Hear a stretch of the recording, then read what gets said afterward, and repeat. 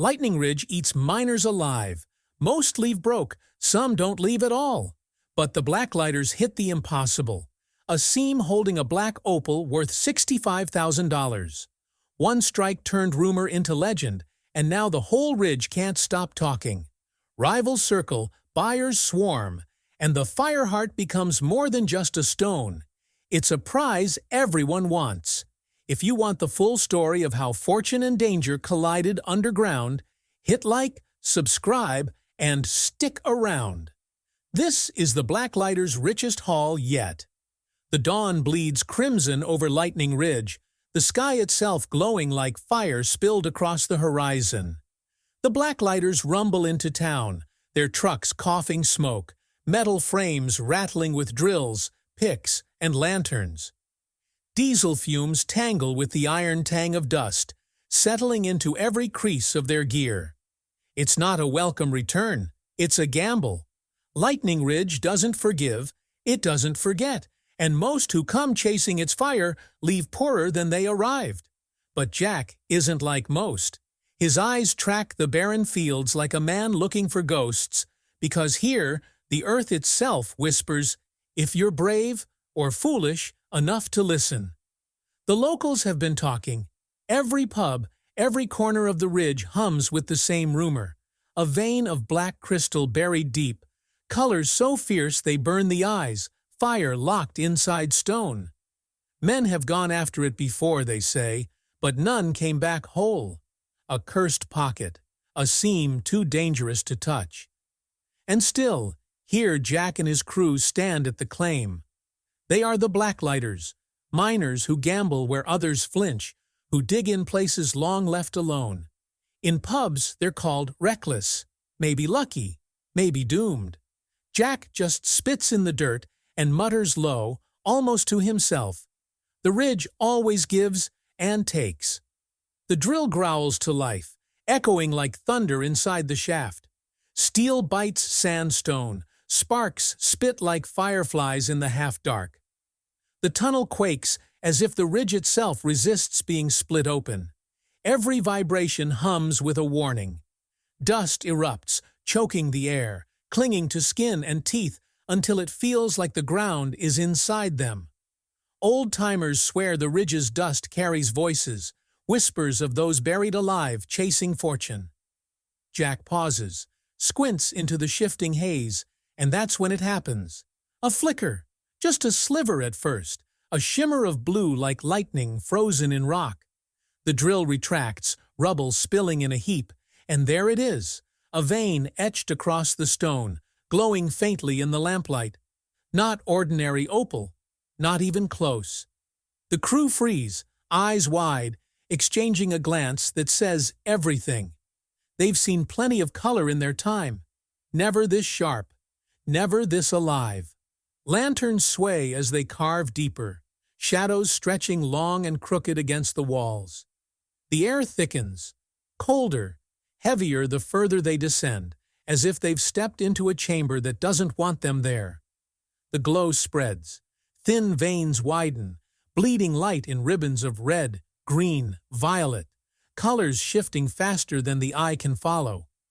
Each strike of the pick sends a note ringing clear, not the dull crack of stone, but chimes echoing eerily, as though the cavern itself is singing back. Folklore comes crawling from memory. The old men in town whisper that opals like this are frozen fire, born when lightning struck the ridge and trapped its spirit underground. Others say the stones don't just shimmer, they hold things, spirits, warnings, curses. The Blacklighters say nothing. Their breaths are shallow, their eyes locked on the walls, alive with fire. No laughter, no chatter, no sound but the ringing stone. They know it. Every man in that tunnel feels it in his bones. This is no ordinary seam.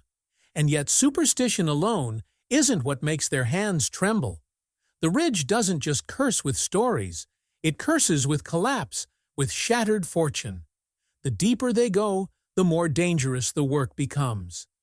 The seam is alive under the lamplight, veins of fire running through sandstone like the arteries of something breathing in the dark. But beauty doesn't blind Jack. It sharpens him. He knows the truth every miner fears. Fortune is fragile. One wrong strike, a slip of steel against stone, and $65,000 of opal could fracture into worthless shards. That's how the ridge punishes greed, with dust where fire should have been. Jack steadies his grip, knuckles white, every movement deliberate. His father's voice lives in his hands. The old man taught him patience, precision. Strike too hard and you kill the stone. Strike too soft and you waste your time. Here, every blow is surgery. Jack listens more than he swings. The cavern hums, each sound telling him where to cut, where to wait, where to hold his breath and trust instinct. The seam grows. What began as a thin shimmer spreads wider, thicker, until it runs like a subterranean river caught in mid-flow. The colors are maddening. Flashes of crimson, green, electric blue sparking with each fracture of rock. The glow fills the tunnel until their faces look lit by fire from beneath the skin.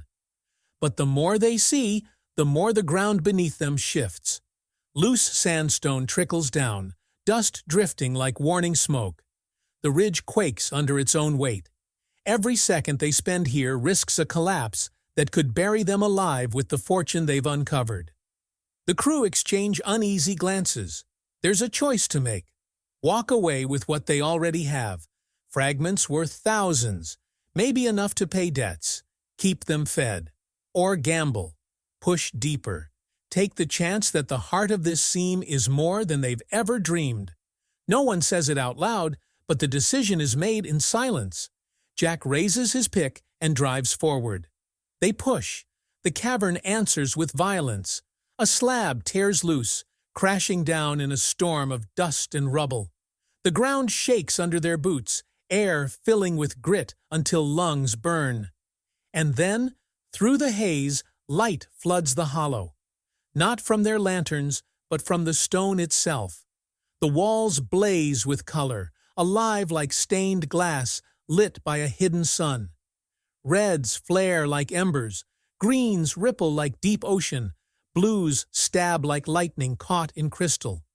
The Blacklighters stand transfixed, faces smeared in dust, eyes wide with awe and disbelief. They move closer, careful as priests approaching an altar. From the rubble, they pry fragments first, small chunks of fire-streaked opal, each one perfect, each one worth thousands on its own. Any miner would call the job finished here, already a fortune by ridge standards, but Jack senses something more, something waiting beneath. His hands dig deeper, brushing aside debris until his knuckles strike a core. It isn't small, it isn't fragile. It's a body of stone, dark as night, flashing fire with every angle. The heart of the seam, black crystal shot through with every color the eye can imagine, and some it can't. The opal doesn't just shine, it bends light, warping the air around it, making it look alive, like it's breathing in their hands. The crew falls into silence. Jack crouches, brushing it clean, and in a voice rasped thin with awe, he whispers only 3 words, "This is it." The work changes after that. No more quick strikes or hurried swings.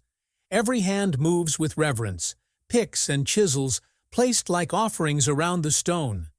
Sweat stings their eyes, dust clogs their throats, but none of them complain. The Fireheart, though none of them yet call it that, demands patience.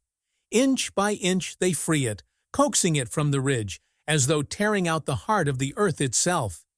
When at last it breaks free, the crew step back in unison.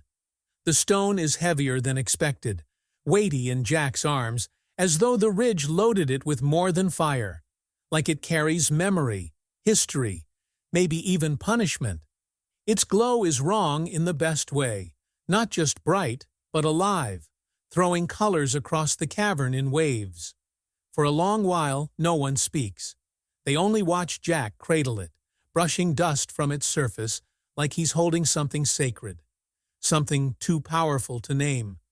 They haul it up to the surface, careful as if they're carrying a newborn through the dark. Sunlight waits above, harsh and blinding after hours in the tunnel. Jack lowers the opal into the morning glow, and the stone erupts. Where lanterns made it shimmer, sunlight sets it ablaze. An inferno of color ripples through its core. Flashes of red like coals, blues like deep lightning, greens burning sharp as emerald flame. It doesn't just reflect light. It devours it, transforms it, spits it back brighter. Voices break the silence. Locals, drawn by rumor and instinct, have gathered near the claim.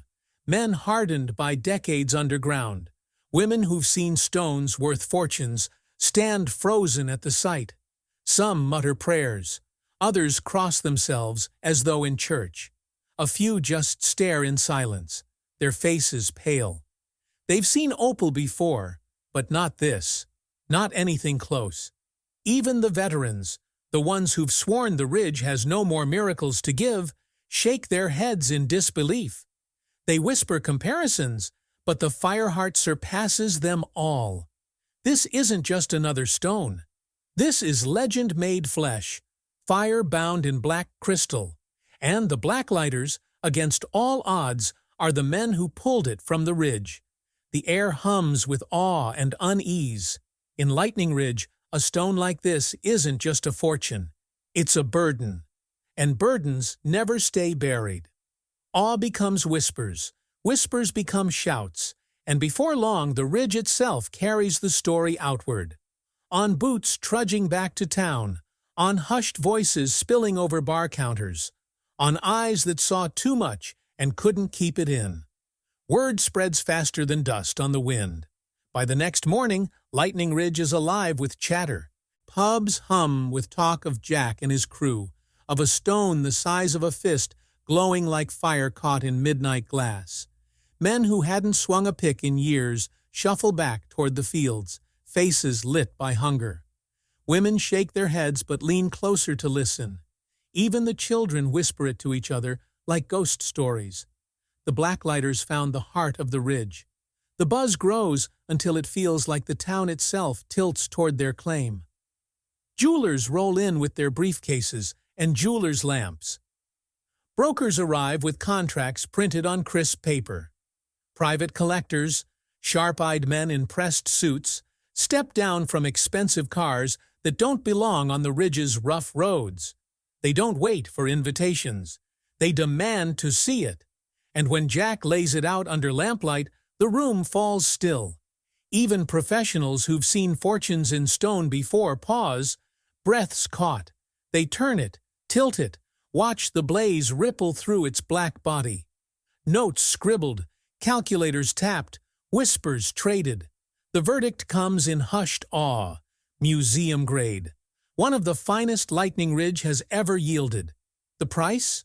No less than $65,000. Minimum.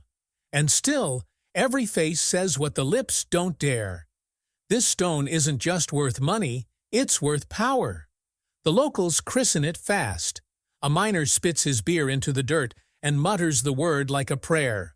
Fireheart. The name spreads like smoke. In hours, it sticks. The Fireheart. That's what it's called now, and that's how it will be remembered. But with the name comes shadow.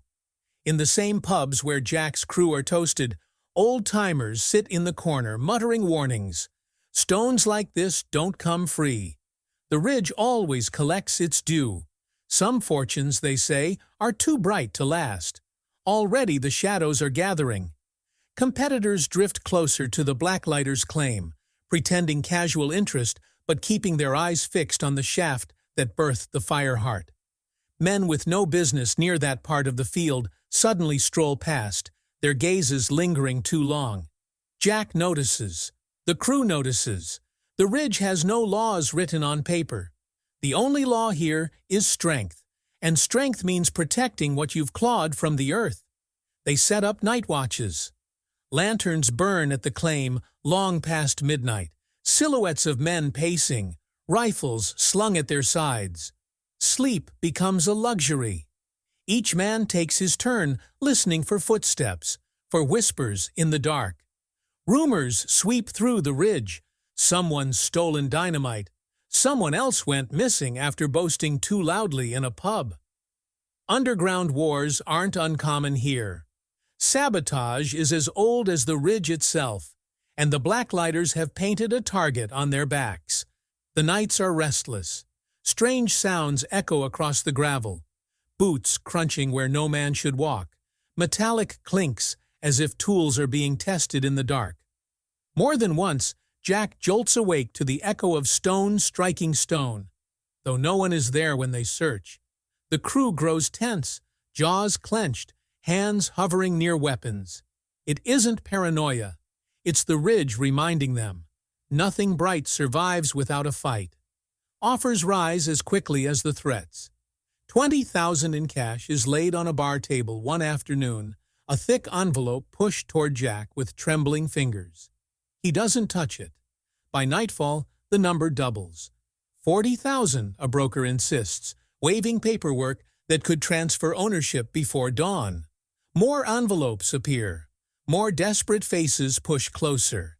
Each buyer claims to be the one who deserves the Fireheart, each promising it's a deal no sane man would refuse.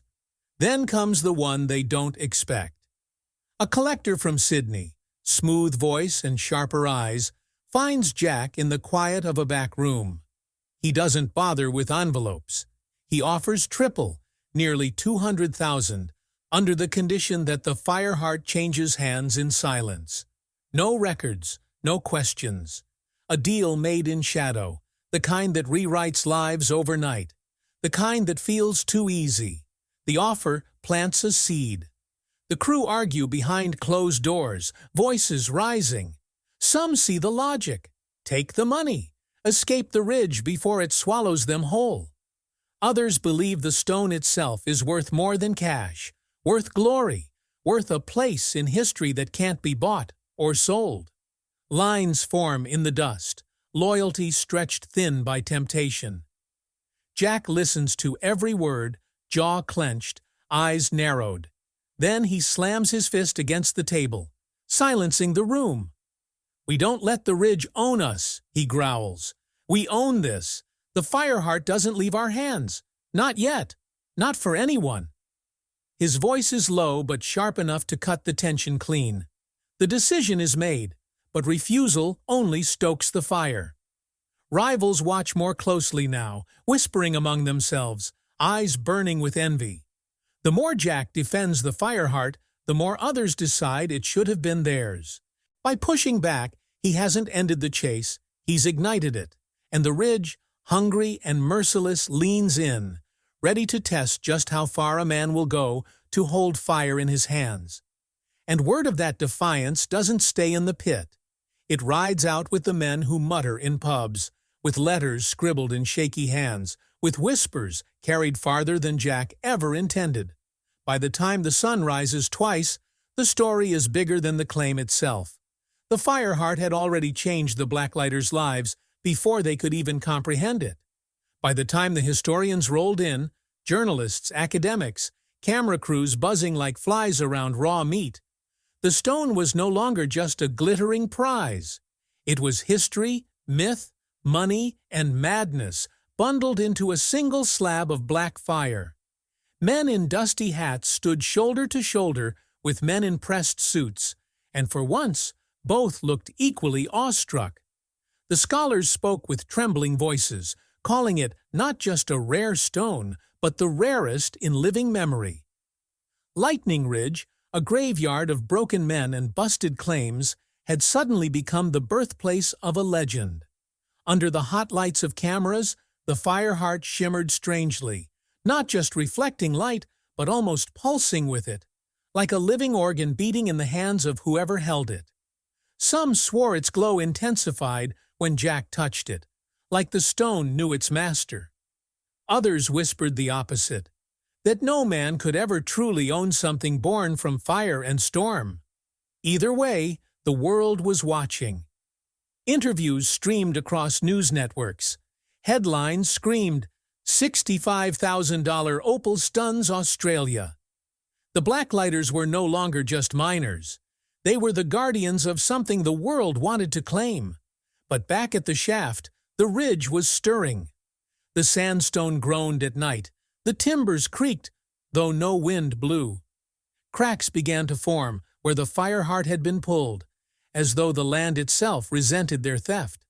Old-timers in the pubs muttered warnings with voices that carried the weight of graves.